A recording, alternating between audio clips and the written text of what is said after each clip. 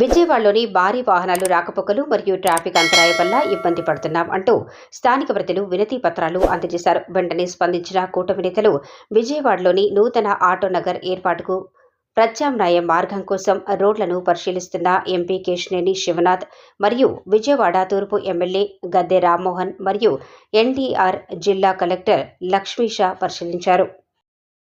అందరికీ నమస్కారం. విజయవాడ నగరానికి ఎంతో మందికి ఉపాధి కల్పించే జవహర్ ఆటో నగర్ ఎన్నో సంవత్సరాలుగా ప్రపంచంలోనే ఒకానొక సమయంలో ఏషియాలో అతిపెద్ద ఆటోమొబైల్ ఇండస్ట్రీ ఉన్న ప్రాంతమైన విజయవాడ ఆటో నగర్ కి మౌలిక వసతులు కల్పించే విధంగా మా ప్రభుత్వం తప్పకుండా ఇవాళ విజయవాడ ఆటో నగర్ మీద ఎంతో మంది సుమారుగా 1,00,000 మంది కార్మికులు జీవనోపాధి పొందుతున్నారు. రేపు రాబోయే కాలంలో అమరావతి క్యాపిటల్ గా రాబోతుంది. అంతేకాకుండా బందర్ పోర్ట్ రాబోతుంది. ఇంకా మరి అంతగా ఇవాళ ట్రాన్స్పోర్ట్ రంగం పెరగబోతుంది. పోయే 4 సంవత్సరాల్లో ఆటో నగర్ లో దాదాపు 1,50,000 నుంచి 2,00,000 మంది కార్మికులు పనిచేసే వ్యవస్థ ఏర్పాటు చేయాలి. దానికి తదనుగుణంగానే ఏవంటి ఇన్ఫ్రాస్ట్రక్చర్ ఇవ్వాలి. అన్నిటికన్నా ముఖ్యంగా విజయవాడ ట్రాఫిక్ చాలా ముఖ్యమైన సమస్య. ఆ సమస్యను పరిష్కరించాలి అంటే ఆటో నగర్ లోకి వివిధ మార్గాల ద్వారా లారీల ఎంట్రీని ప్రవేశపెట్టి విజయవాడ నగరంలో lorry entry zone free zone చేసి ట్రాఫిక్ సమస్యకి పరిష్కారం ఇవ్వాలని మా గౌరవ ముఖ్యమంత్రి నారా చంద్రబాబు నాయుడు గారి ఆధ్వర్యంలో నేను, మా గౌరవ ఎమ్మెల్యే గద్దె రామ్మోహన్ రావు, జిల్లా అధికారులైన కలెక్టర్ గారు, లక్ష్మీషా గారు, అంతేకాకుండా ఆటోమొబైల్ అసోసియేషన్ అధ్యక్షులు,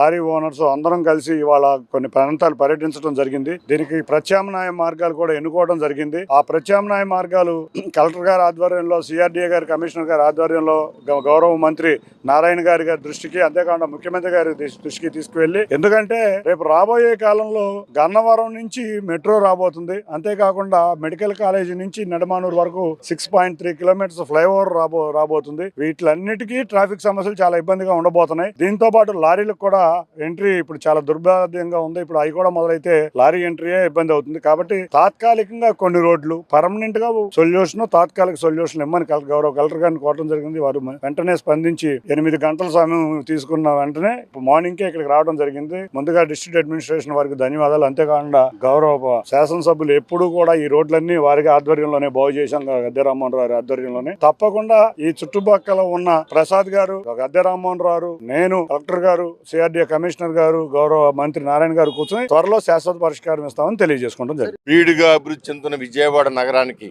చుట్టూ ఉన్న అనేకమైన రోడ్లని పర్ఫెక్ట్ గా మనం ఓపెన్ చేసుకోవాల్సిన అవసరం ఉంది. రోజు 1,00,000 మంది కార్మికులు పనిచేసే ఆటో నగర్ ని అభివృద్ధి పరచుకోవడానికి ప్రత్యేకంగా ఇటు నిడమానూరు వరకు ఆల్టర్నేటివ్ రోడ్, ఇప్పుడున్న రోడ్లకి ఆల్టర్నేటివ్ రోడ్లు 3 రోడ్లు ఏర్పాటు చేసుకోవాలని చెప్పి ఈ రోజు ఎంపీ గారు, అదేవిధంగా కలెక్టర్ గారితో అన్ని పర్యటించడం జరిగింది. దానికి అన్ని సులువైన మార్గాలు రేపు ఇమీడియట్ గా 2-3 రోజుల్లో సిఆర్డీఏ కమిషనర్ గారితో మీటింగ్ ఏర్పాటు చేసి ఈ రోడ్లన్నీ మనం ఏర్పాటు చేయడానికి అయ్యే వ్యయం, దాని గురించి అన్ని కూడా చర్చించి ముఖ్యమంత్రి దృష్టికి తీసుకెళ్లి తక్షణమే ఈ రోడ్లన్నిటి కూడా వర్క్ ప్రారంభించుకోవాలని ఒక నిర్ణయంతో ఈ రోజున ఏర్పాటు చేసుకున్నాం. ఆటో నగర్ కాపాడుకోవాలా, విజయవాడ నగరాన్ని ట్రాఫిక్ నుంచి రక్షించుకోవాలా, వీటన్నింటి దృష్టిలో పెట్టుకుని వాళ్ళు ఈ కార్యక్రమం ఏర్పాటు చేసుకోవడం జరిగింది.